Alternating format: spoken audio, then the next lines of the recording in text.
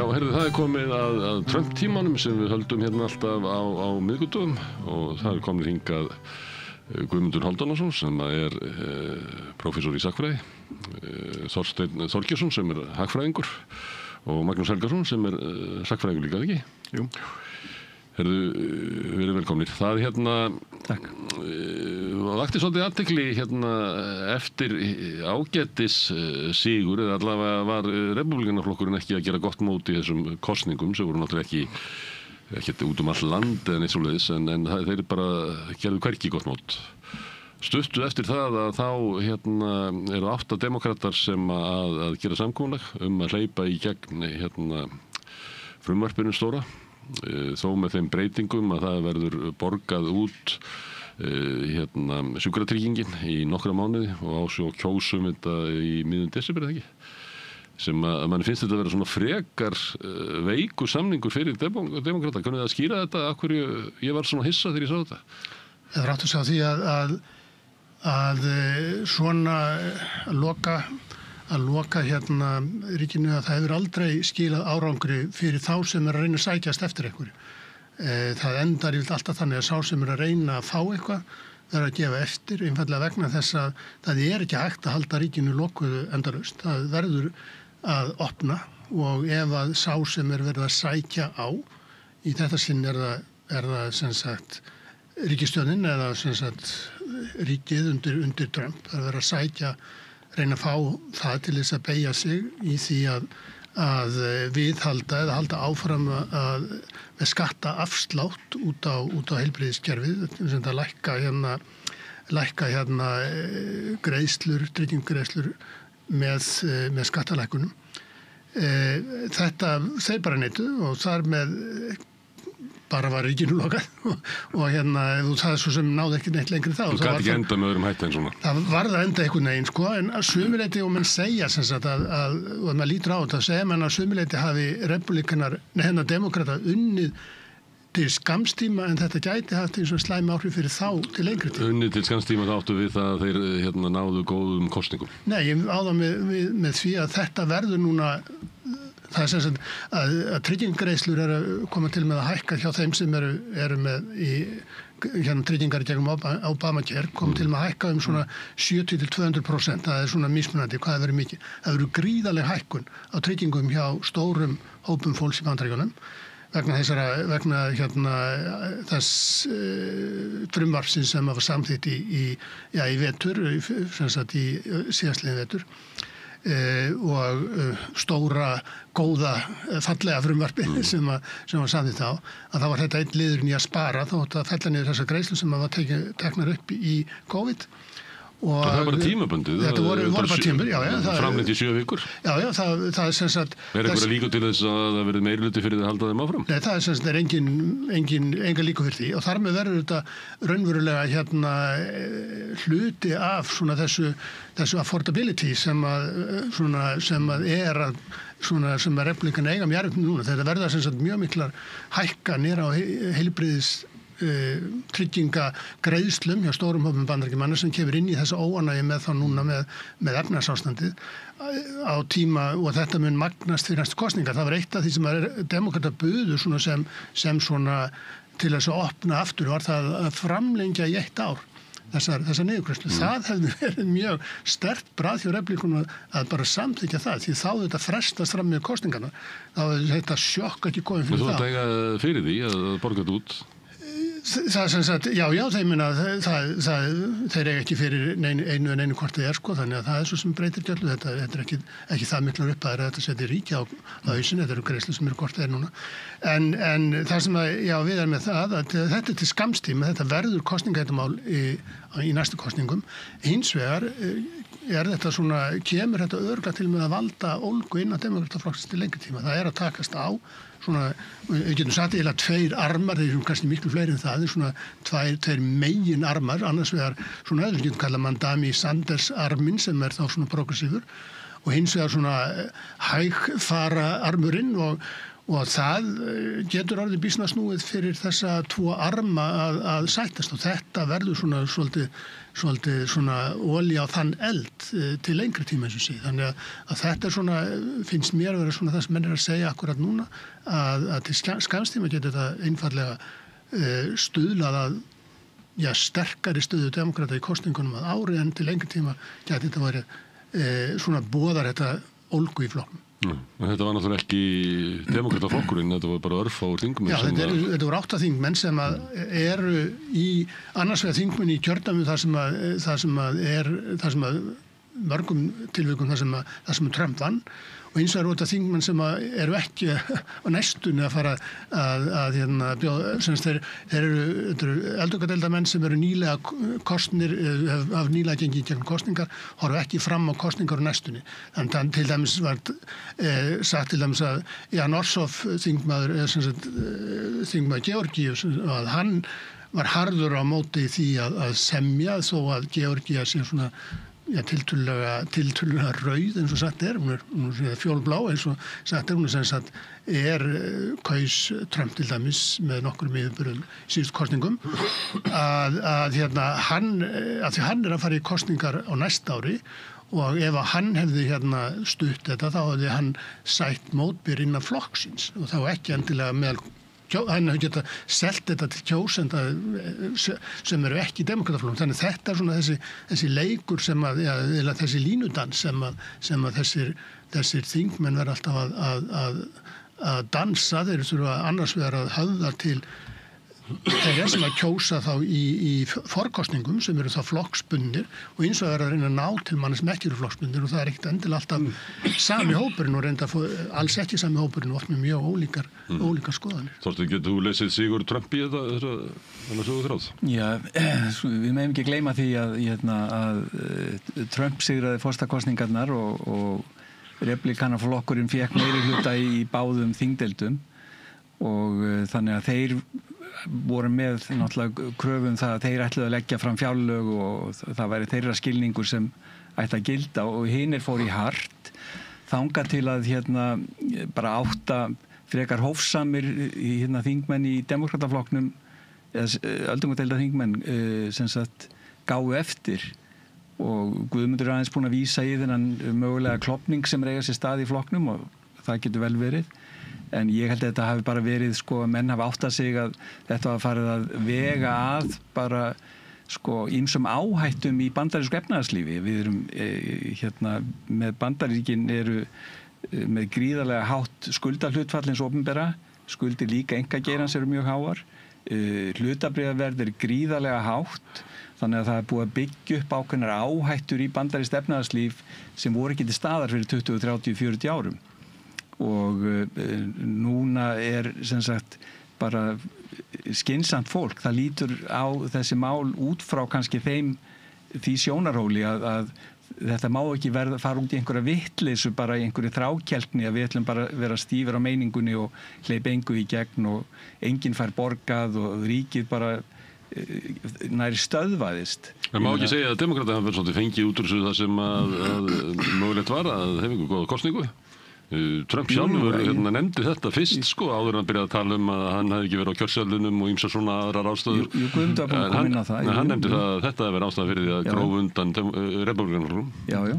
En nú er þetta mál komið í nýjan farveg og það eru aðrar áhættur sem kannski bíða framundan eins og það hvort að Hæstiréttur álítur að Trump eigi eða eigi ekki að hafa vald til að setja tolla á önnur ríki sem hann hefur gert og ef það valdi tekið af honum og hann gerður afturreka með það mál þá er það bara mjög, mjög alvarlegt og mikil ógn við bandarískt efnahagslíf eins og það stendur núna. En það er hann ekki þá bara farið með það í gegnum þingið og þá... Jú, en það getur verið... Og íslenska mælikvarða var þetta bara þingið með skattavaldið og tollar eru skattar og þú mátt ekki leggja á tolla nema að fá samþykki þingsins og þú er bara hegðar eftir því. Já, það getur verið að hann sé komin aðeins og langt í samskiptum sínu við þingið til að það verði eitthvað auðveld lausn. Og en allavega þetta er mín skoðun að hófsemin hafi þarna endan ráðið. Magnús, hvað, eitthvað að lesa í þetta, þessa 8 demókrata? Já, kannski alveg fyrst, mér bara að gera eitt punkt, náttúrulega með valdið sem Hæstiréttur hugsanlega geti tekið frá Trump eða hvað nú Trump hafði aldrei og hefur öllum hefðbundum skilningi hefur hann ekki neitt vald til þess að leggja á tolla eins og honum sýnist og eins og hann hefur gert. Forsetinn hefur vald til þess að leggja á einhverja neyðartolla vegna neyðarástanda og það ekki þeir tolla sem hann hefur verið að leggja á þótt að hann flaggi einhverjum neyðar ástandi hér eða þar sumir þeirra augljóslega eru ekki vegna neins neyðarástandi eins og til dæmis einhverju refsitollar á Brasilíu vegna þess að honum líki ekki hvernig komið fram með Bolsonaro eða refsitollar á Kanada fyrir það að spila auglýsingar sem hann kann ekki að meta. Þannig að Hæstiréttur er ekki að taka vald af forsetanum sem hann hafiði heldur Hæstiréttur að setja honum stólinn fyrir dyrnar með það hann get ekki tekið allt það vald sem hann vill. En hefur forsetinn ekki mikið vald að skilgreina alls konar ástand sem neyðarástand?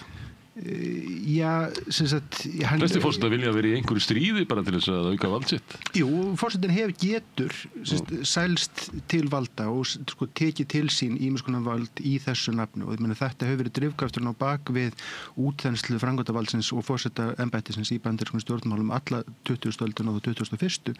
hefur verið í gegnum það að forsetinn yfirmaður heraflans og ver Bandaríkin fyrir ógnum og það er það sem hann að nota hér það að hér einhvern neyðarástand og þá megin að fá að leggja á þá tolla sem hann sýnist og þessi tollar eru undir því yfirskynna það sé vegna einhver fentanils sem bara fyrirsláttur og það sjá það allir og þá það hlutverk Hæstiréttar að koma inn og segja, lögin segja þetta og hér og það einhver glufa en þú ert búin að fara með gegnum þessa glufu ekki bara vörubíl heldur heilan flota vörubíl og nú þurfum við að aðeins taka skref tilbaka og ég meina það ógnin við efnahagslíf Bandaríkjanna núna einmitt þessi tollastefna fórsetan og algjörlega erratík efnahagspólitík. Það getur ykkur á móti sagt að ógnin náttúrulega bara uppsöfnuð skuldasöfnun ríkisins og veikleikar í samfélaginu.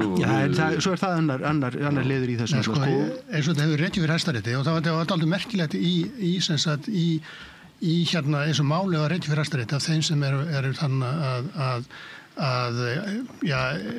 ákærandi í þessu máli að þeir lögðu nefnilega ekki mjög mikla áherslu á það hvort það neyðarástand ekki heldur þetta væri ólögleg skattheimta og það snerist allt það og það hefur valdið stjórnum erfileikum að því að stundum segir að leggja mikla áherslu að þetta sé skattur þeir að segja að fá peningin í ríkissjóð þetta lægi þá fjárlagahallan og svo framvegis en það mega alveg augljóslega ekki það má ekki leggja á skatta þingið verður að gera það þannig að þetta mjög flókimál að þetta á tvennum vikstöðum en það var einnig merkilegt í málflutningum hvað lögðu litla áherslu á þetta sem að Magnús einmitt að benda á sem líka alveg augljóst að það var einnig að koma upp einhver, mann ekki hvaða þingmaður spurði hvaða hættu stafar okkur af Spáni það var ég held að þetta spurningum en hagfræðingur getur svarað í hvort að tollar séu skattar já, þeir eru það og ég held að þetta sé hvort þetta er neyðartilvik, ég held að einmitt að allt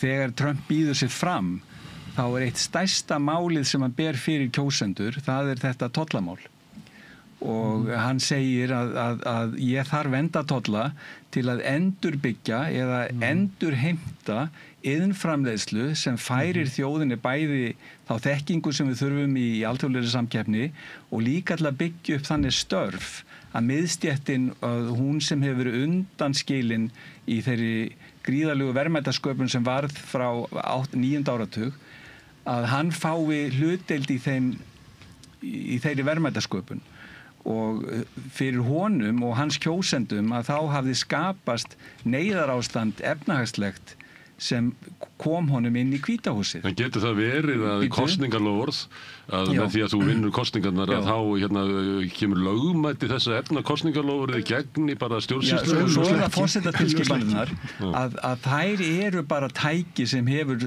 sögulega þróast alveg frá seinna heimstríði í þeim mæli sem hann er að nota það núna. Hann er að vísa auka það svolítið á fyrsta ári í sínu embætti. Maður myndi kannski nota annað orðið en soldið. Maður myndi segja annað en soldið. hann var allavega bara á réttu róli með það sko á fyrra kjörtímabili. En ekki núna. Nei, en ok, það hefur aðeins aukist. En þarna er sem sagt, og þetta með innflutning á fentanil og eiturlyfjum, það líka ákveðið atriði sem hann vill algjörlega stöðva og það alveg, þetta ekkit gervi að það sé mikið af eiturlyfjahringjum að smygla inn í Bandaríkin. Það bara stanslaus vandi og hefur verið í áratugi. En ekki Magnús og Guðmundur að segja að eftir sem áður verður alltaf að ná þessu í gegnum bara eftir lögformlegum leiðum. Þú getur ekki bara sagt að þið báðum að gera þetta. Næsti forseti, hann getur afnumið allar þær forstatilskipanir sem fyrri forsti gerði og þannig virkar kerfið. En þingið er svona sá aðili sem á að gera þetta til langframa. En þingið hefur bara verið mjög ósamstætt og illa fungerandi í áratugi. Það hefur bara ekki fungerað vel. Svo nú kannski í þessu sambandi náttúrulega hitt sem kannski mikilvægur sambandi með samskipti þingsins og forsetans það að þingið undir stjórn repúblikana hefur verið algjörlega tilbúið til þess að veita honum óútfylltan tékka með það að gera það sem hann vill gera og ekki hreyfninu mótmæli við og eitt dæmi það hvernig hann hefur verið að færa út vald sitt yfir það sem eðlilegt það að hann hefur verið að halda eftir fé sem þingið hefur þegar úthlutað til því fjárlagavaldið hjá þinginu og þegar að þingið búið að úthluta fé til einhvers málefnis að þá stendur það. Trump hefur haldið því fram að hann megi vinda ofan að þessu halda fé eftir og nota þeim svo honum sýnist. Þetta kemur fram í fréttum af því það sem hann að halda aftur að greiðslum til að borga og fylgja það sem að demókratar eru. Þetta bara öll sagan og allar þetta ólöglegt. Þetta í andstætt stjórnarskránni. Á 10. áratugnum skamman tíma hafði Bill Clinton svona line item vídeó sem hann gat strokið út eitt og einhvert atriði sem honum sýndist í fjárlögum. Hæstiréttur dæmdi það ólöglegt. Það vald sem Trump hefur verið að taka sér og hann hefur komist upp með að taka sér í bága við stjórnarskrána. Það alveg klárt mál. Það verður ekki undir ofan að því fyrir ná næsta kjörtímabili. Ég held að það verður ekki að greina mun á því sem stendur í stjórnarskráni og því sem Hæstiréttur túlkar að sé anda stjórnarskráni. Hæstiréttur hefur túlkað þetta svona alla tíð. Þetta ekki í stjórnarskráni. Í stjórnarskráni það að sem þingi hefur fjárveitingavaldið. Þetta í stjórnarskráni. Það í stjórnarskráni. En það Hæstiréttur sem á að túlka það og endanum hvort að aðgerðir forsetan stríða við stjórnarskráni eða ekki. Til dæmis þá dæmdi Hæstiréttur það að þegar að Biden vildi fyrirgefa skuldir á námslánum og vísaði þar í neyðarlög frá COVID og þá sagði Hæstiréttur nei, þetta ekki, þú getur þetta ekki af því að það dugar ekki ákvæði í COVID til þess að leyfa þetta og það verður mjög fróðlegt að sjá þegar akkur það sem Magnús að segja þegar þessi mál fara að koma upp þar sem að þetta impoundment það að forsetinn leyfir sér að Nixon reyndi þetta en komst ekki upp með það að forsetinn ákveður að fjárveitingar til ákveðna málefna að það sé hans að ákveða hvort að þessu eitt eða ekki. Þetta ennþá í biðstöðu og við erum að sjá hvað Hæstiréttur gerir. Það ekki útsemið það virðist vera, menn lesa það, menn að lesa út úr svona hvað dómararnir segja, menn lesa það út úr því sem það tollana að meiri hlutin muni dæma tollan ólöglega en svo getur það gerst með ýmsu hætti og það ýmis önnur ákvæði sem Trump getur nýtt sér til þess að setja tollana á þannig að það ekki þar með sagt að tollan sé farnir. Og svo líka það sem er mikilvægast eða áhugaverst í þessu sambandi sem það að það verið bent á það að Trump hefði verið leikur að fá þá í gegnum þingið ef hann hefði viljað það. En hann kaus að gera það ekki. Vandinn er sá að vandinn sem að Trump stendur fram fyrir núna og það var það sem þessum sem það lokað það að í senatinu, í öldungadeildinni þá þarf hann 60 þingmenn. Það eru enda mjög flóknar reglum hvað þarf bara meirhluta hvað þarf 60 tollanir yrðu 60 og hann nær því ekki hann nær aldrei 60 þingmenn. Þannig það ekki eins og þú svolítið að ef að Hæstiréttur bannar honum þetta þá ætti hann að geta náðu sig gennum þingi. Nei, þetta ástæðan fyrir því og þessuna til dæmis hann gat komið þessi Big Beautiful Bill sem hann þurfti bara 50 þar vegna þess að ákvæðin eru þannig að ef að þetta eykur ekki ríkisskuldinnar og það má setja þessar til 10 ára Þess vegna var verið þurft að þessar skattar sem voru settir í fyrri tíðinni, þann þurft að setja það aftur vegna þess að þeir voru til 10 ára. Núna voru þeir framlendir með því af því að hann bara sagði þetta kemur ekki til með auka ríkisskuldina sem að menn eru reyndar ekki alveg sammála en þá þurfti 50. En þetta frumvarp til þess núna að framlengja greiðslur úr ríkissjóði, það þurfti 60 og þess vegna þurfti þess að 8 þingmenn. Ég hef skilað þetta þannig að þegar hefði verið hægt að koma tollanum í gegn einmitt með reconciliation. Það getur verið, ég vil ekki fullur það. En hvað um það, þannig stóra málum hérna er það að lokunin kemur til vegna skuldadagsins og Bandaríkin eru stór skuldu og það þarf að borga fyrir allar þessar hluti og það er náttúrulega síðan ástæðan fyrir að demókratarnir létu vera að þetta kæmi upp núna til endur samþyktar þessi niðurgreiðslunar á heilbrigðistekjum vegna þess að þar með var þetta pakka þeim inn þannig að fullur kostnaður kom ekki fram og það er gríðarlegur kostnaður við þetta hlæðistofan og skuldaríkisins sem bara aukast og það er eitt af undirliggjandi vandamálum. Annað undirliggjandi vandamál í Bandaríkjunum augljóslega er innan hólun iðnaðarins og það er mjög skiljanlegt að fólk og það er mjög skiljanlegt og það er plausible líka að það sé hægt að endurbyggja einhvern veginn bandarískan iðnað með verndartollum. En sú tollapólitík sem Trump hefur verið að fylgja og það hvernig þessi tollar virðast að hugsa, það er engin heil brú í því. Ég er alveg ósammála. Þorsteinn er mjög ósammála. En að því hann setur þarna grunntolla 5-10% yfir bara strikið á alla og síðan er hann með svona frávik leyfinleg út af alls konar hlutum eins og fentanyl, viðskiptaháttum og öðru. Evrópusambandið með 15%. Já, þeir eru líka Singapur með 10. Já, þetta er bara samningamóment á milli þeirra. Hann er að reyna að skapa jafna viðskiptastöðu bandarískra fyrirtækja gagnvart evrópskum í þessum alþjóðlegu viðskiptum og þá meta Bandaríkjamenn sem svo að 15% þurfi á Evrópumenn til að svara þeim höftum sem þeir eru með á bandarískan innflutning. Eru þeir með höft á bandarískan innflutning? Ég held sem sagt, ég hef síðan hagfræðingar að segja það væri svona 1-2% það er ólíka skoðun þetta en ég hef engan séð halda því fram að það sé og sýnt fram á vitræna lógik í þessu en það eru til tvenns konar hindranir á innflutning. Það er annars vegar tollar og síðan eru það skrifræði og reglur og annað og kvótar og þess háttar sem stöðva og þetta er náttúrulega bara samninganefnd Bandaríkjanna gagnvart Evrópusambandinu og gagnvart Japan og öðrum ríkjum hefur bara komist að þeirri niðurstöðu að þetta er það sem þeir vilja fá lagað hjá gagnaðalanum og ef ekki að þá komi á ákveðnir tollar til að gæta jafnræðis. Það er hugsunin, þannig að segja að það sé ekki heil brú í þessu, það er alveg á skjön við það sem Bandaríkjamenn segja sjálfir. Já, þetta er ein rökin sem það hefa notað. Stjórnin en líka hitt að þegar hann fer fram með þessa tollastefnu, þá er hann eiginlega hálfgerður byltingamæður hann Trump. Hann fer fram á þetta til að laga þessa stöðu og þingið, það er búið að vera svo sofandi yfir þessu í áratugi að hann var ekki að fara að ná einhverjum 50-60 öldungadeildarþingmönnum, einhverjum 100 fulltrúadeildarþingmönnum til að samþykkja það sem hann var að gera. Eftir sem áður er þingið með þetta vald, þannig þú getur ekki sagt að ég get ekki lagt þetta fyrir þingið því að það er sofandi.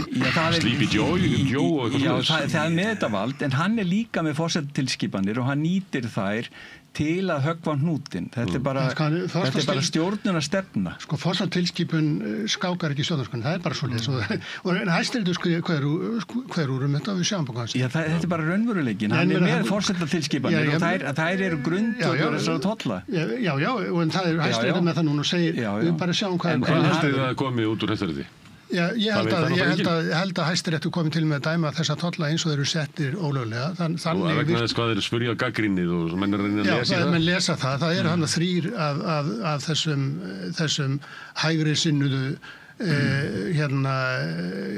dómurum sem að voru mjög gaggrínir í sínum spurningum. Þetta allt lögfræðingar og vandinn sko við sem sagt þetta sem Trump að gera, þetta efnahagslegt vandamál sem hann að bregðast við bara, sko, og þínir stjórnmálafræðingarnir, lögfræðingarnir, þeir þurfa meiri vinnu til að komast yfir hver lógíkin á bakvið þetta og þeir voru að byrja þessa umræðu fyrir hvað viku síðan eða svo og þá kom upp svona þessar gömlu hugmyndir af hverju þurfum við tolla og eru þeir ekki bara slæmir og allt það en rökin fyrir því eru bara miklu dýpri og viðameiri og það eru ekki komin að. Þorsteinn, það bara skiptir engu máli. Ég meina, hann hefur alveg leið til að gera þetta. Leggja þetta fyrir þingi. Hann hefur ekki meirihluta til þess. Já, segist hann sagði það sjálfur að hann ætlaði ekki með þetta í gegnum þingið af því manstu eftir þegar töluðum að smala köttum að það var eiginlega svo ímynd sem hann tók upp á þingheimi að það væri ekki möguleiki að ná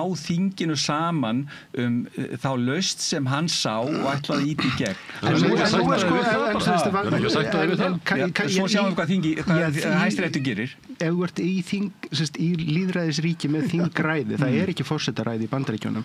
Þannig að þótt að forsetin vilji gera eitthvað og trúi því eitthvað sé rétt og hvernig það ef það ekki meirihluti fyrir því í þinginu, þá það ekki ekki að vera hægt að koma því í gegn. Stórum breytingum á samfélaginu og það hefur verið, hefð bandaríska stjórnmála hefur verið svo að stórar breytingar þurfi að vera einhvers konar eitthvað aðeins meira en bara eins manns meirihluti og sá maður sitt í Hvítahúsinu. Þannig að það þurfi að vera einhver breiðari samstæða og Trump hefur ekki byggt hana upp. Hann hefur og komst til valda með meirihluta. Hann hefur á bakvið sig í mörgum málum augljóslega ákveðin stuðning með þjóðarinnar. En það sem ég ætla að koma að áðan það að þetta eru nokkra af þessum veikleikum en stóri veikleikin í Bandaríkjunum síðan það að það efnahagslífið stendur hreinlega ekki nógu vel. Það áframhaldandi verðbólga og hún hefur ekkert minnkað frá því að Trump tekur við. Hún 3% núna, hún var 3% þegar hann tók við, hún var 3% þegar Biden lætur af völdum. Vissulega fór hún upp í 9% þegar hún var hæst á fyrirhluta kjörtímabils Biden, en hún var komin og bara cirka bort þar sem hún var. Hún heldur farið upp á því, hún hefur farið upp á því með 0,5%. Og laun hafa ekki hækkað, verðbólga heldur áfram, þannig að undirliggjandi vandamál sem komu honum til valda, sem það að almenningur finnur efnahagsvandann á eigin skinni, hann ennþá og hann hefur ekki verið leystur. Hann segir bara eins og aðrir stjórnmálamenn en þetta kannski ekki komið en Magnús, þetta alveg að koma. Já, og svo hann brugðist með öðru sem mjög áhugavert, sem það bara hreinlega að ljúga til það hvernig ástandið bara neita því að og segja bara verðbólga hefur það bara, við erum lækkað lyfjaverðum 1000% og einhverja bara stjarnfræðilega vitleysu og demonstratably ósanna hluti eins og til dæmis það að bensínverð sé búið að lækka. Það hefur ekki lækkað. Meðalverð á bensín 3,10 cent og það var þegar hann tekur við 3,12 cent. Þú ert ofta að leggja áherslu á að við reynum að átta okkur á því hvað Trump vill og hvort það sé eitthvað viti í þessari stefnu. En það sem að Magnús að vitna núna þegar hann að tala 1000% lækkun á lyfjum og svona, hvað finnst hagfræðingnum það að hlusta á þetta? Ég ekki búin að skoða þessi gögn sérstaklega þannig að hann segir þetta á fundum og svona. Já, en ég skoða einn gögn til þess að vita það að þú getur ekki lækkað eitthvað 1000%. Nú að tala þess. Óttast ekki svona hvað svo frjálslega hann fer með hluti? Jú, hann ólíkinda tól þessi maður og ég ekki til að verja hann og sérstaklega ekki það sem hann segir og gerir. Hins vegar reyna að benda á að það ákveðin lógik í því sem hann að segja og gera. Og hún þessi sem ég var að lýsa áðan gagnvart tollum og spurningin með verðbreytingar að hann náttúrulega að gera ýmsa hluti snúa við að braut Biden sem var að hefta kolefnisorkuframleiðslu eða hvað kallað olíu og kol að hann að reyna að opna á þetta til að fá meira framboð af olíu og bensíni til að lækka verðið og það mun skila sér reiknaði með. Hann hins vegar varðandi lyfjaiðina en þá hann að semja við til dæmis lyfjafyrirtækin beint Pfizer og þessi það að mjög mikilvæg lyf eins og sykursýkislyf og annað, að þau verði snarlækkuð í verði. Þetta var reyndar gert að Biden gera þessa samningar sko, þess að hann að víkka þetta meira út. Hvað sem er. En hafið þið trúið að hann á árangri, hann alltaf haldað svona blaðamenn en svo annað með sko verðhækkanirnar, að verðandi tollana, að svo virðist vera sem framleiðendur í þeim löndum sem að senda innflutning til Bandaríkjanna, eða útflutning sinn, að þeir séu að éta hluta af tollahækkuninni í sínu vöruverði. Og það sama má segja byrgjana í Bandaríkjunum með heildsalana, að þeir taka líka á sig hluta af þessari hækkun. Þannig að það er eiginlega 1/3 af tollahækkunin sem að skila sér til bandarískra neytenda samkvæmt gögnum í september sem ég sá. Þannig að þetta sko, menn teikna þeim er svo illa við Trump og illa við það sem hann er að gera, þeir sjá ekkert nema bara neikvæða hluti en útkoman er ekki svo slæmendilega. Sko, ég held ekki það sé að sko, ykkur sérstakri fjandskapið Trump sem hann búast við því að tollarnir muni leiða til hærra verðlags, það er bara eða minni viðskipta, við sjáum á Íslandi að það er 40% samdráttur í útflutningi til Bandaríkjanna eða út af 15% tolli. En sko það sem kannski stendur upp úr þessu og það sem er áhugavert og það sem þú ert að koma inn á hérna sem er það að sko menn bjuggust við því að áhrifin yrðu meiri og verri en þau hafa orðið. Þannig að það er eitthvað sem er mjög áhugavert og er einn af þeim hlutum sem mér finnst hefur staðið út úr sko á þessu fyrsta ári Trump er það að það bjuggust allir við því að afleiðingarnar af þessum tollum yrðu alvarlegri og myndu koma fram fyrr og þyngra. Þannig að efnahags ástandið er þungt, það hefur ekki batnað á þessu enn sem komið er, hvað svo sem kann að verða. En kjósendur eru þeirra skoðun að það hef ekki gert og það skýrir niðurstöður kosningan senastu viku. En það er ekki samanlega því allir hafi sagt þetta, því að Ravi Batra sem ég hef vísað í mikið fyrir fundum, sem skrifaði með þennan vanda af útvistun starfa og til láglaunarsvæða, að hann sagði að með verndartollum að þá væri hægt að fá störfin tilbaka og hann sagði en hann bent á það fyrir þó nokkrum árum að tollar þyrftu ekki að verða verðbólgu aukandi einmitt út af þessum ástæðum sem ég var að segja, þannig að það voru ekki allir að búast eiga tollarinn að leiða til þess að framleiðsla færist inn í landið ef að verðið hækkar ekki. Það eru þetta ástæðan fyrir því að verksmiðjurnar flytja til Bandaríkjanna er það vegna þess að verðið hækkar, ekki satt? En það hækkar ekki. En þetta er náttúrulega viðbrögð þeirra söluaðila þarna erlendis til að viðhalda markaðs sér eða markaðs. Þá hefur þessu tollarinn áhrif. Jú, þeir gera það líka, þeir gera það því að verðin hækka aðeins, þriðjung allavega í sín tollan benda til og síðan er þetta langhlaup sko, hann er líka búin að semja gríðarlega viðskiptasamninga fjárfestingar í Bandaríkjunum, þannig að erlendir framleiðendur að í staðins að flytja inn til Bandaríkjana að þá framleiðir með bandarísku vinnuafli og tækni í Bandaríkjunum fyrir Bandaríkjamarkað og það er stóra áherslan í þessu líka. Ég var svolítið vandræður með þessa samninga sem er að gera. Ég velti fyrir mig, hver er að skrifundur af samningum stórkostlega fjárfestingu evrópskra fyrirtækja í Bandaríkjunum? Þetta er bara Ursula von der Leyen, hún er ekki að vera að fjárfesta þarna. Svo var hún í Kóru og skrifar undir samskonar samning og ég segi, er þetta ekki bara einhver orð á pappír? Hefur einhver raunverulega trú á því að þetta leiði til einhverja gríðarlegra fjárfestingar inn í Bandaríkjunum? Þetta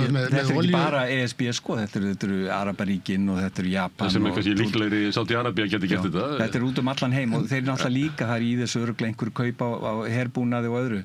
En þetta er mjög stóri samningar. Eitt af því sem er mjög sláandi að þeir geru samninga við Evrópusambandið kaup á gasi. Frá Alaska. Það kom í ljós það kom í ljós að alltaf gas sem að Evrópusambandið samþykkt að kaupa var meira heldur en að þeir voru að neita. Þannig að þetta voru bara innantómir samningar, algjörlega augljóst að við sáum það allir sem horfðu á það. Hins vegar, þannig að þá bara ekki verið að koma í ljós og það reyndin var að þetta gerist auðvitað fyrra tímabilinu og það kynir að skrifuðu til dæmis alls konar samninga fjárfestingar sem aldrei urðu svo að því að hlutin sem Magnús segir, ég meina það eru ríki skrifar undir eins og fyrirtæki að koma og gera eitthvað sem að ríkið er ekki... Það er mikil óviss í þessu. Já, mikil óviss. Já, en það sem stendur ykkur hérna þetta. Hann lofar og ætla sér einhvern veginn að endur þessa Bandaríkjunum stefnulíf. Hann er svo sannarlega ekki búinn að því og almenningur finnur ekki neitt bata á sjálfum sér. Þú verður að sýna smá þolinmæði. Og sko, hvernig hann síðan bregst við því að kjósendur séu ósáttir við þetta og það er það sem kemur fram í kosningum með seinustu viku. Niðurstaða þeirra er einfaldlega svo að fólk upplifir það ekki þannig að þessi stórfenglegi sigur hans og repúblingarflokkurinn í repúblingarflokkur og Donald Trump að í þar sé einhvern veginn sko framtíðin og jú, repúblingarna svara þessu og segja og það var nú bara verið að kjósa einhverjum sko svona ægilega bláum fylgjum og þarna byggust allir við því að demókratar myndu vinna og þar fundu göttunum en allstaðar þar sem var kosið að þá var tilfærsla til vinstri þannig að það eru kjördæmi sem kusu Trump núna kusu til vinstri og hérna sem sagt krafturinn meðal kjósenda á þess sem sagt er vinstramegin ekki til hægri. Fólk er að kjósa demokrata vegna þess að það er ósátt við efnahagspólitíkina sem það er að upplifa frá stjórnvöldum, frá Trump og frá meirihlutanum í þinginu og það sem demokratar eru að binda vonir við er það haldi áfram fram að næstu kosningum og að þeir geti búið til eitthvað svona skilaboð sem nái til kjósenda það og það er það sem Mamdani gat gert. Það var að koma einföld skilaboð, að setja fram einföld skilaboð tala hluti þannig að fólk skildi þá og það er eitthvað sem ég get ekki séð að Trump sé að fara að geta gert af viti. Hann getur hugsanlega móbilisera einhvern annan hluta af sko kjósendum út af eitthvað annað en út af þessi efnahagsmál verður mjög erfitt fyrir að ná sem sagt í gegn fyrir næstu miðkjörskostningar. Ég maður að sína á þetta og sko það sem hefur verið að gerast í Bandaríkjunum í undanfarið 50 ár er að miðstéttin var hlunnfarin. Hún var hlunnfarin af efnahagsþróun þar sem fyrirtækin uppskáru og Kínverjar og önnur láglaunasvæði uppskáru mikinn hagvöxt. Eins og Bernie Sanders hefur bent á. Já, og sko þetta ástand sem myndaðist hefur náttúrulega vakið upp efasemdir bandarískan kapitalisma. Þannig að Bernie Sanders kallar hann oligopoly kapitalisma eða fákeppni kapitalisma. Aðrir hafa kallað hann klíkukapitalisma þar sem stjórnmálakerfið er orðið eiginlega háð fyrirtækjasamsteypum fjárstyrki til að viðhalda sko, stöðu sinna. Auðvaldir rekur stjórnmálakerfið. Auðvaldir rekur stjórnmálakerfið, klíkukapitalismi. Og í þessari stöðu þá ertu með tvo póla. Þú ert með Bernie Sanders og Mamdani og sem eru vinstrisinnaðir demokratar sem vilja sko fara þessa sko big government leið að nota ríkið til að endurdreifa verðmætum til hinna taparana í kerfinu eða þú ert með aðalega eins og Trump sem vill bjarga kapitalismanum frá sjálfum sér með því að laga það sem hefur misfarist sem var þetta ofríki stórfyrirtækjana með tollavernd til að fá þau til að starfa í meiri samkeppni heima fyrir hag Bandaríkjana, bæði neytendur og líka starfsmenn fyrirtækjana og þetta er baráttan það hvort að Bandaríkjamenn vilji fara leið sko félagshyggjunnar eða frjálshyggjunnar eða það sem sko Ravi Batra leggur til með sinni lausn að laun fylgi framleiðni að þú ferð blöndu beggja bæði verðmætasköpun hún fær að haldast sterk að því hún gerir ekki undir félagshyggju en skiptingin er líka góð að því hún er ekki góð undir frjálshyggju þannig að þú ert að reyna að sameina þetta tvennt í einni sem sagt aðgerð og tollar Trump er eiginlega sterkasta aðgerðin sem hægt er að hugsa sér til að auka veg launa í bandarísku efnahagslífi sem er nákvæmlega það sem bandarískt hagkerfi þarf af því að það hefur ekki verið vandi með verðmætasköpun, það hefur verið vandi með raunlaun hvernig þau hafa þróast, þau hafa verið flatt, sko flöt mikið til eða vaxið mjög lítið og þannig að þannig að ég held að leið Mamdani er jafn, sko held ég vonlaus og leið demókratana sko sem fákeppni kapitalismu. Og hvernig vegur þarna á miðjunni sem Trump. Að halda því fram að Trump hafi einhvern sérstakann áhuga að bæta kjör almennings, ég meina, og ráðast á stórkapitalismann, ég meina, það finnst mér bara reynilega að vera galið. Ég meina, það getur vel verið að Batra segja þetta og ég get alveg trúa því, en ég hef ekki heyrt að Trump hafi hann sem ráðgjafa, sko. En við skulum segja þessi tollar, og við skulum segja bara að þetta sé akkurat að virki akkurat svona eins og Þorsteinn segir, og að tollarnir komi til með að flytja inn aftur í iðnað.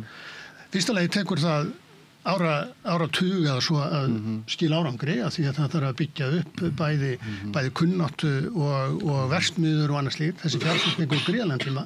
Fólk, kjósendur eru ekki sérstaklega þolinmóðir og það er komið ljós núna og það er sagt að núna tollarnir hafa ekki komið jafn mikið inn í verðlagið sem nóttuðust, en þeir eru að koma meira inn í það af því að þessir sem hafa verið að éta þetta, sko, sölufyrirtækin getur ekki tekið á sig vegna þess að tollurinn er lagður á ofan á sem prósent á hana verið til þess að taka 15% toll, þá þarf þetta að lækka það svo miklu meira til þess að tollurinn hverfi, og þá er þetta marklaust hvort þið því að þá er þetta ekki lengur nýtt tollur.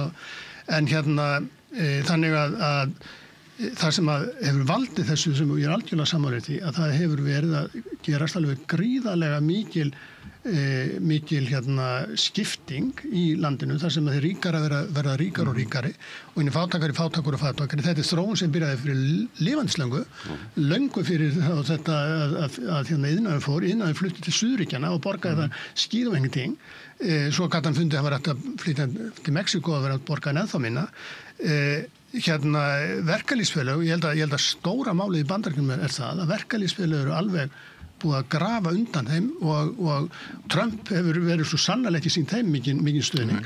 Ég held að ef að á að nást einhver svona breyting á kapitalismin í Bandaríkjunum, þannig að stórfyrirtækin og stórkapitalistarnir fari nú einhvern veginn að vilja jafna stöðu millistéttarinnar, þá held ég að það er ýmislegt annað að gerast heldur en að sitja tolla. Sko, það sem stóri punkturinn í þessu, sko, við erum sammála allir hérna og ég held allir sem eru að fylgjast með heimsmálunum, efnahagsþróun, Bandaríkjunum séu sammála það að það er alvarlegt vandamál sem er þessi gliðnun milli verðmæta sköpunarinnar og svo þess hvað almenningur er að fá í sinn hlut. Það er stórt vandamál. Og sammála sjúkdómsgreiningu. Alveg, og þetta er og það er mjög áhugavert, það núna eru allir sammála það voru ekki allir sammála það fyrir ekkert svo mjög löngu síðan. Þannig að þessi konsensus vandamál hann er tildraunir og hann er áhugaverður og merkilegur og við getum verið sammála það hérna að Trump er að reyna að gera eitthvað í þessu. Við erum ósammála það hvort að honum verði kápan úr því klæðinu og hvort að Bandaríkjunum verði kápan. Ég held að sé alveg klárt að repúblikanar þeir eru ekki að fara að uppskera árangurinn af þessari pólitík í næstu kosningum né í næstu forsetakosningum. Ég held að þeir mun ekki ná því. Eitt sem að Trump datt í hug til þess að íbundu það var að taka gróða ríkisins af tollum og dreifa því út á með almennings. Það er mjög típist Trump málefni. Hann spilar út einhvern stórfenglega nýjum málefnum eins og þetta einhvern veginn miðjanótt á þessum Twitter sínum. Og þetta náttúrulega að gefa fólki $2,000 tékka nema þeim allra tekjuhæstu sem endurgreiða okkur tollan og þar með kaupa stuðning fólks við þá og gera annað svona sem hann tilkynnir miðjanótt núna helgina. Það eru 50 ára fasteignalán, eitthvað málefni sem ekkert búið að ræða einstæðir innan stjórnkerfisins og hann bara tilkynnir þetta svona og sem eitthvað svona töfralausn á öllu og hann spilar út hvað verður úr þessu skulum við bara bíða og sjá. En stóra atriðið er það ég held ekki að hann muni geta snúið við efnahagsmálunum nægilega fyrir miðkjörtímabilskosningarnar nýja næstu kosningar til þess að þeir haldi meirihlutanum. Stóru málin í því verða að segja þetta að eftir næstu miðkjörtímabilskosningarnar eru allar líkur til þess að þeir tapi meirihlutan í það minnsta í þinginu eða þeir haldunum í öldungadeildinni og semst í næstu síðan forsetakosningum sjá hvernig það fyrir, það veltur dálítið mikið á því hverjum demókratar geta spilað fram og eins og Þorsteinn bendir á hér og það eru semst ólíkir armarinn innan demókrataflokksins sérstaklega, þar eru tveir armar sem eru áhugaverðir. Það er svo djúpt inn í framtíðinni að það er alls konar hlutir eftir að áhrifa það sem við sjáum ekki. Já, en ég ætla að segja það að kosningarnar núna í seinustu viku hins vegar, þær sýna okkur það að báðir armarnir innan demókrataflokksins, það er sem sagt svona meira konvensjonal demókratar og svo þessi Mamdani og einhver nýtt afl innan demókrataflokksins, báðir þessir armar gátu sigrað með mjög sannfærandi hættu og það er semst í New Jersey og Virginia þessum með Spanberger sem er fyrrverandi CIA officer og svona eins típiskur establishment demokrati raunveru þú getur verið og hún fer fram á svona affordability plattform og vinnur stórt og sama í New Jersey sem líkurnar voru fyrir að þeir myndu hugsanlega merja en þeir vinna með mjög sannfærandi meirihluta. Á báðum stöðum ertu með frekar dæmigerða demokrata og þeir geta sigrað á þessum skilabóðum. Mamdani gerði það síðan í New York. Munurins á þessum tvennum síðan hann kannski er áhugaður, hann er sá að í New Jersey og Virginia þá sigraðu sérst ekki bara á einhverju svona affordability plattform, heldur líka á óanægju specifically með Trump. No. Í New York að þá var óanægja með Trump var ekki það sem keyrði stuðningi við Mamdani, heldur var það excitement Mamdani og loforð Mamdani og það sem Mamdani hann var að stilla sér upp sem einhvern veginn andstæðing Trump, það var ekkert að spara það. Þannig að ég kannski bara segja þetta sem ég held að sé áhugaverð í þessu. Í New York eru 36% íbúa fæddir utan Bandaríkjanna. No. Þannig að hann var með mikið fylgi út á það að hann var eiginlega þessi menningabylgja sem Trump er að reyna að sporna við og síðan koma með endurvekja hvíta kristna evrópsku. Ég held að það sé rangt. Já, Trump er að reyna að gera það. Já, en ég held að það sé rangt. Ég held að það sé rangt að Mamdani hafi sigrað út af því að vera á móti því.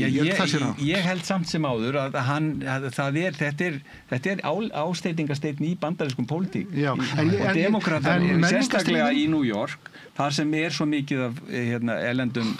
Þetta er ríkisborgar sem kusu, þetta er ekki en sem er fætt erlendis. Já, ég held að alveg klárlega menningastríðin eru eitt og þessi spurningarnar. Þetta hefði kómóin, hefði bara hvíti fengið að kjósa, ef bara gamlir hefði fengið að kjósa, ef bara kristnir og gyðingar hefði fengið að kjósa, hann hefði unnið, hann er með þess að unnið ef konur fengið bara að kjósa. Það staðfestir þetta sín að segja. Nei, en kannanirnar sína einmitt akkurat ekki að menningarstríðismálin hafi keyrt sigurinn. Já, en þú sér það að þú greinir þá sem að kusu að á bakvið þessi menningarstríð náttúrulega þau sem að móta bandarísk pólitík.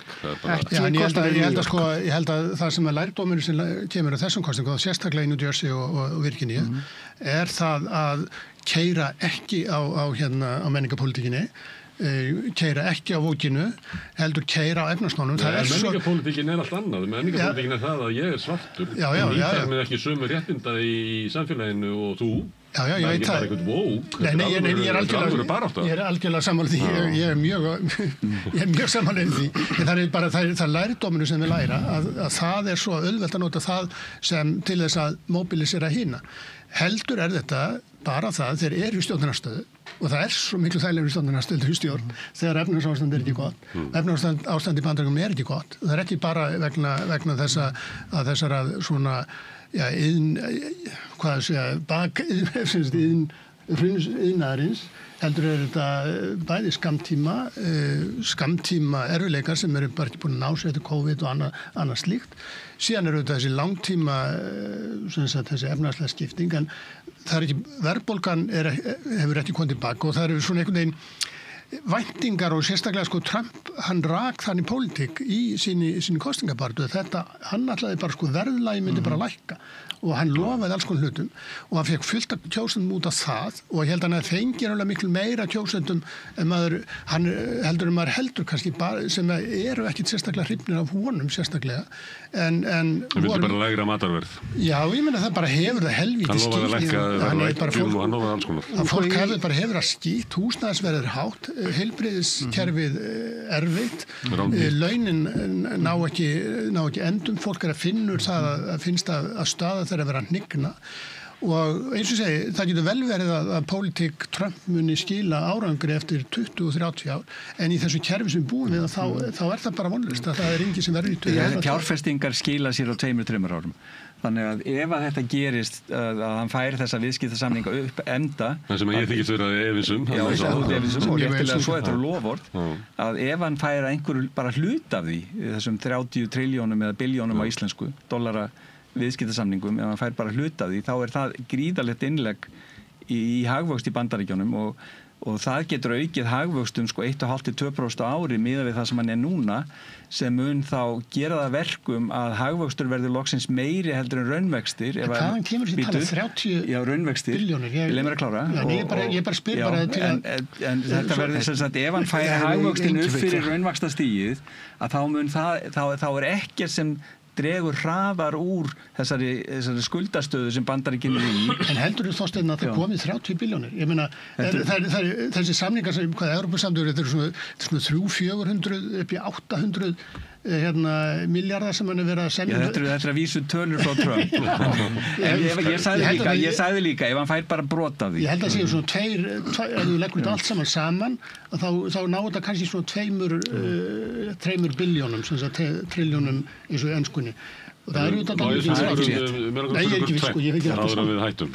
það eitt sem að hann núna ómissalli forseti heldur en flestir hafa búið við og það eru 54% landsmanna svona meðaltali sem að segjast vera ósátt við hann en 42% sátt. Þetta eru háa tölur ágætis útkoma með við evrópska stjórnmálamenn, þeir þurfa að lífa við 11% í Macron. Eða bandaríska þingið.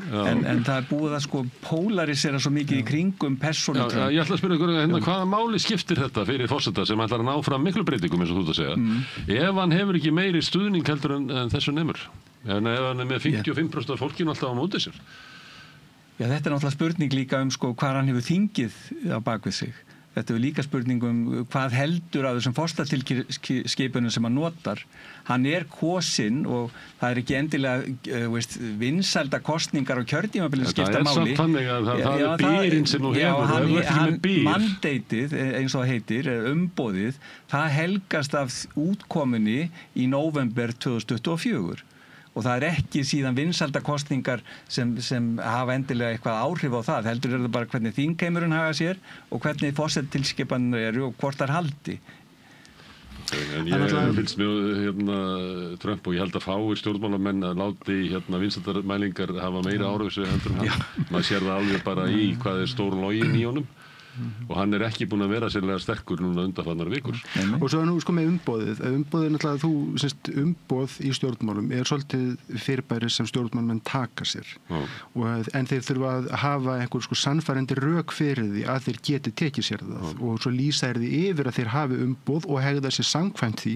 Og ef þeim tekst hann á árangri með þessu umboðu sínu, þá halda þeir umboðinu og ef byrinn áfram á bakvið, þá halda þeir því sannfærandi. Þeir geta haldið áfram að gera hluti, en þeir hafa ekki lengur sannfærandi umboð fyrir það. Eins og Trump spilaði mikið á með því að íkja kosningasigur sinn og þá hann að sækja umboð og það núna bara eins og þetta sé ekki að virka hjá hann. Hann hefur fram að miðkjörstímabils kosningum og ef hann tapar í báðum eða öðrum þingheimi þá hann orðinn það svo kallar lame duck eða lamað öndin sem forseti. En hann hefur sem sagt þetta skamma tíma 1-2 ár til að koma helstu stefnumálin sínu í gegn og það kannski útskýrir hraðan í því sem hann að velta hlutum áfram. Já, það alveg rétt það alveg ljóst að það var alveg vita frá upphafi að forsetinn hefur gjarnan yfirkynum 2 ár til að gera þessa hluti. Ég held að stóra máli fyrir Trump og svona hvernig hann verður svona skrifar inn í söguna og hvernig þetta fer allt saman auðvitað þróun í efnahagsmálunum næstu mánuði. Ef það heldur áfram eins og horfir á núna að þá mun hann tapa stórt í næstu kosningum af því að fólk mjög fljótt að skipta skoðun ef að það gerist því sem að lýsti yfir. Ef það eins og við skulum segja að það fari að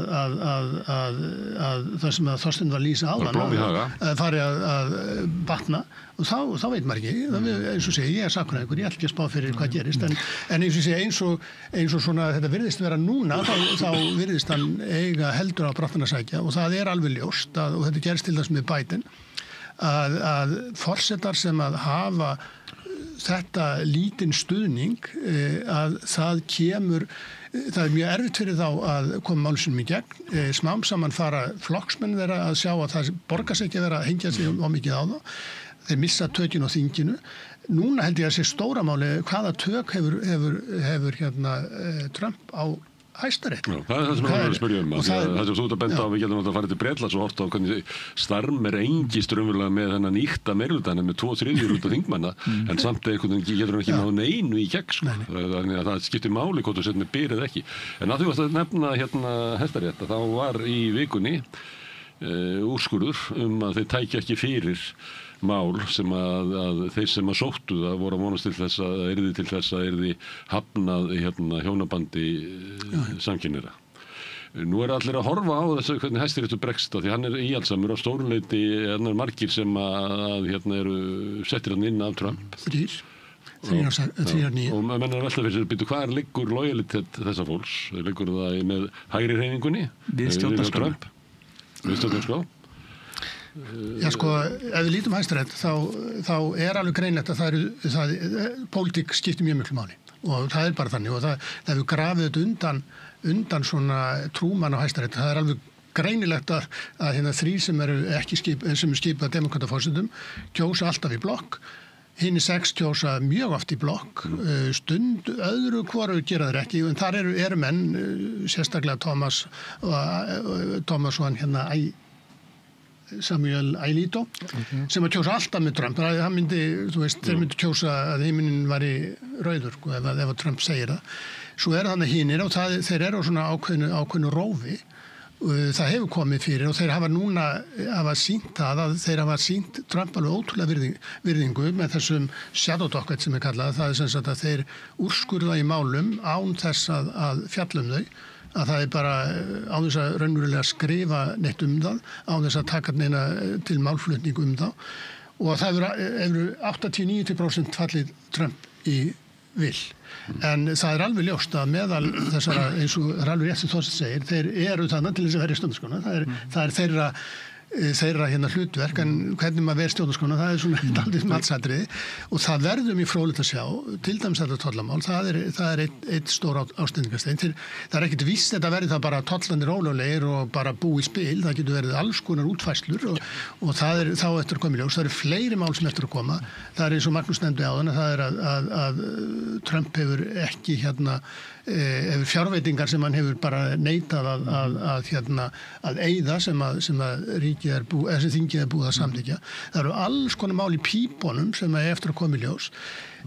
Þannig en það alveg ljóst að Hæstiréttur er mjög hliðhollur Trump en hann hins vegar ekki algjörlega menn eins og Roberts Coney Barrett hefur til dæmis líka greinilega bein í nefinu en sko hneigðin er að fylgja Trump. En eins og talar, gerir ekki ráð fyrir því að þetta fólk sé að kjósa samkvæmt sinni samfæringu? Heldur að þeir sem að kjósa með Trump séu að gera það af hlýðni? Já, sko, ekki kannski endilega hlýðni við Trump, heldur meira hlýðni við málstæðin. Það eru auðvitað þeir ákveðnar... Þessar samfélagsbreytingar sem að við hægri menn verðum að áherslu. Það eru ákveðnar áherslu, til dæmis vald forsetans sem að greinilega til dæmis menn eins og Roberts, það var lengi haft alveg frá því að hann var að vinna fyrir Nixon á sínum tíma. En þessi gagnrýni alveg jafnvel við þá sem demókrataforsetar hafa skipað.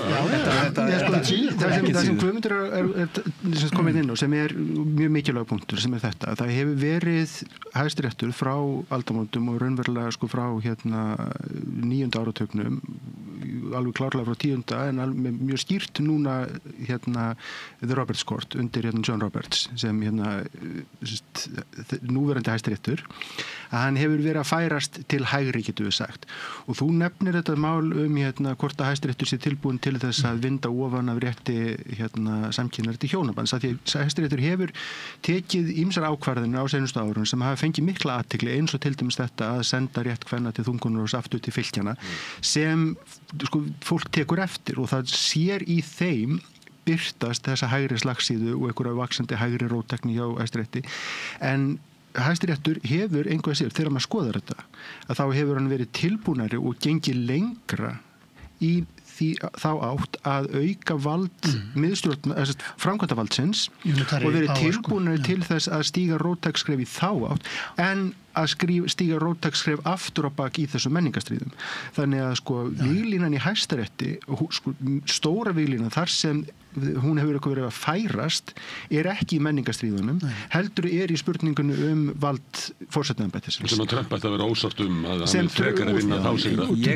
Og þeir hafa verið tilbúin til þess að veita honum núna greiðlega mikil völd sem voru ekki tilbúin til dæmis til þess að veita þegar að Biden var í embætti og þannig að það vekur þessu spurningu hvort þeir að þetta sé sérstök völd fyrir forseta repúblikana eða ekki en sko þetta er mikilvægur punktur til þess að gera greina minn á, það að Hæstiréttur hefur verið að færa sig til hægri, getum við sagt, í þessum málum en þessi menningarstríðismál, hann hefur ekki verið, viljans til þess að taka slagið þar hefur ekki verið jafn mikil. Þannig að stóra víglína núna í bandarískum samfélagi held ég einmitt meðal annars út af þessu og þar sem menn þurfa að hafa, fylgjast með að hafa augum hjá sér, það er víglín réttaríkið, þingræðið, sem sagt, það er leikreglur stjórnmálanna og samfélagsins. Já, ég held að Menningar Roberts hafa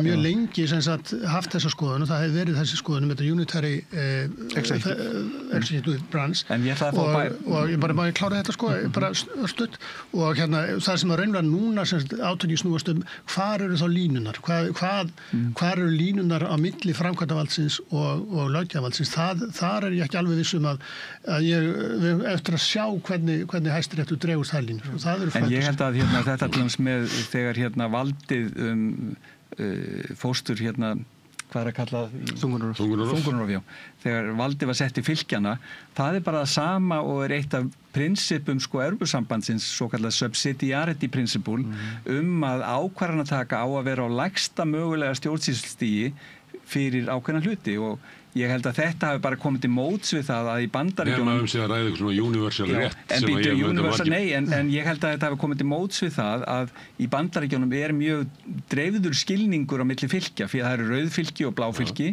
og þetta kom til móts við það sem rauðu fylkin vildu að þau voru íhaldsamari og það er það sem stýrin stendur en þarna var í rauninni þungunarrofinu það var sett til fylkjana að ákveða það í samræmi við vilja sinna kjósenda, þannig lítið á það. En á móti kemur þá krafan það að mannréttindi eins og þessi séu algild í samfélaginu, þannig að ef að repúblikanar ná einhverju stöðu í einhverju Alabama, að þá sé geta takað með þau réttindi sem ég hefði áður. Nei, en þetta er mannréttindin, það er náttúrulega þessi, að þetta sé réttur konu til að ráði við sínum eigin líkama og svo er það hitt sjónarmiðið að það sé réttur einstaklingsins að fá að lifa og dafna.